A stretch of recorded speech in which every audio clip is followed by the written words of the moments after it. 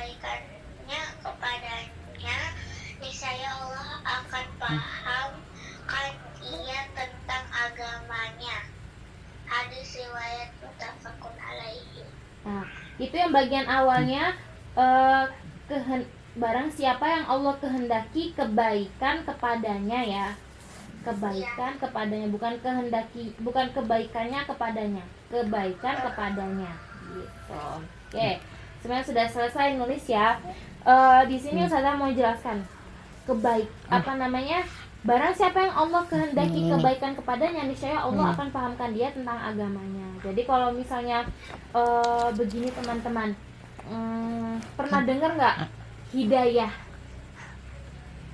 Pernah dengar kata-kata hidayah nggak? Pernah. Coba.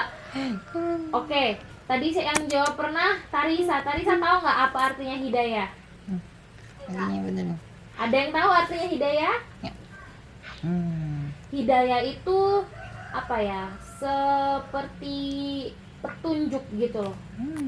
Apa namanya, petunjuk dari Allah. Jadi di sini itu misalnya gini nih, hal yang sederhana tentang memakai jilbab ya. Sebagai seorang muslimah, sebagai seorang perempuan yang beragama Islam, kita itu kan ada kewajiban untuk menutup aurat. Sebenarnya seluruh muslim, baik laki-laki maupun perempuan, itu ada kewajiban untuk menutup aurat, tapi batas auratnya antara laki-laki dan perempuan itu kan berbeda ya, terutama untuk wanita itu spesial. Jadi auratnya itu yang perlu ditutupi itu lebih daripada laki-laki.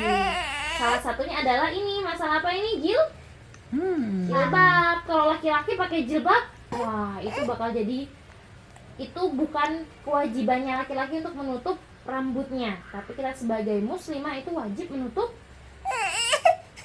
kepala kita, menutup rambut, karena itu bagian dari aurat kita sebagai muslimah. Nah itu yang sederhana contohnya. Ide itu contohnya seperti ini. Siapa ya? Ustazah contohkan Ustazah deh misalnya gitu. Ustazah itu belum pakai jilbab, ceritanya belum pakai jilbab. Nah, padahal seorang muslimah itu wajib pakai jilbab untuk menutup rambutnya. Nah, kalau Allah itu tidak menghendaki atau tidak menghendaki. Teman-teman tahu artinya menghendaki kan? Menghendaki itu menginginkan, mengizinkan. Kalau Allah itu istilahnya menginginkan atau mengizinkan ustazah itu dapat kebaikan, maka Allah akan membuat ustazah itu paham tentang kewajiban memakai jilbab. Nah, seperti ini. Kan gini, Allah itu menyuruh kita untuk menutup aurat, terutama dalam masalah ini jilbab, menutup rambut, itu pasti ada kebaikannya di situ, pasti ada hikmahnya, pasti ada pelajarannya. Kenapa sih kok rambut perempuan itu harus ditutup? Padahal kan kalau misalnya aku bisa tidak pakai jilbab, rambutku kalau misalnya keluar itu tertiup angin, pasti aku akan sangat cantik, ya enggak? Misalnya naik sepeda, terus kemudian karena rambutnya terlihat, terus terurai kena angin jadi berkibar-kibar rambutnya, pasti lah cantik.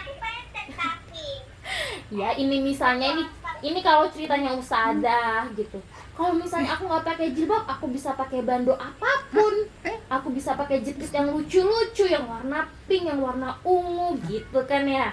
Kalau misalnya aku nggak pakai jilbab, aku bisa ngemodel-model, mau rambutku ada poninya, mau belah sini, belah tengah, diginikan rambutnya gitu-gitu ya. Tapi Allah menyuruh kita, mewajibkan kita untuk menutup keindahan itu dengan rapi. Nah, pasti di balik itu ada hikmahnya, ada pelajarannya, ada kebaikannya. Berhubungan dengan hadis ini, ada kebaikan di situ. Apa contoh kebaikannya? Pertama, hal keindahan ini itu supaya sebaiknya itu dilihat oleh orang-orang tertentu saja. gitu. Terus kemudian hikmahnya juga supaya menjaga rambut kita. Kalau misalnya terlalu sering kena sinar matahari itu kan bisa rusak ya, bisa bisa merah, pokoknya bisa rusak gitu. Meskipun sebenarnya ada perawatannya, hanya saja ini adalah kebaikan mengapa kita menutup aurat. Terutama itu rambut kita itu ada hukumnya ada peraturannya, hanya boleh dilihat oleh orang-orang tertentu saja. Keindahan rambut kita ini dijaga untuk kita sendiri gitu, nggak di nggak di sebar-sebarkan ke orang-orang gitu ya. Nah, lanjutannya, niscaya Allah akan pahamkan dia tentang agamanya. Nah, kalau Allah itu menginginkan ustazah itu mendapat kebaikan dari menutup aurat, maka Allah akan membuat ustazah paham tentang hukum atau aturan menutup aurat gitu. Contohnya ada di Allah, ustazah tuh lupa, ada di Al-Quran pokoknya, surat An-Nur kalau nggak salah ya. Surat An-Nur nggak sih? Ngapain dia? Kalau nggak salah surat An-Nur. Jadi di surat An-Nur itu ada tentang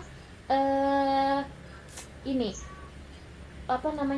wahai perempuan-perempuan, julurkanlah jilbabmu sampai menutupi dada gitu. Jadi sebenarnya menutup aurat apalagi mengenai jilbab ini sudah wajib ada di Al-Quran gitu. Kalau Allah menginginkan ustazah dapat kebaikan itu, ustazah akan diberi pemahaman, ustazah itu akan diberi pengertian di kepalanya ustazah, bahwa menutup aurat itu wajib gitu. Karena misalnya siapa lagi ya, misalnya Nara deh, karakter kita ya pokoknya Nara misalnya.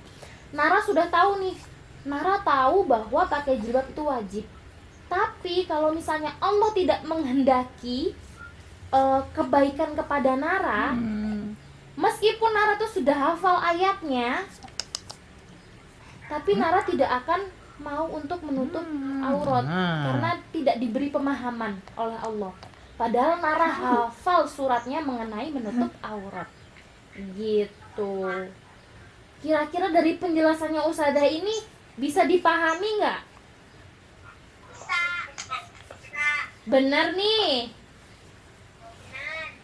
Ya, ustazah pingin maksudnya teman-teman ini ngerti maksud dari hadis ini. Jadi kayak gitu ya teman-teman. Intinya ustazah ulangi lagi.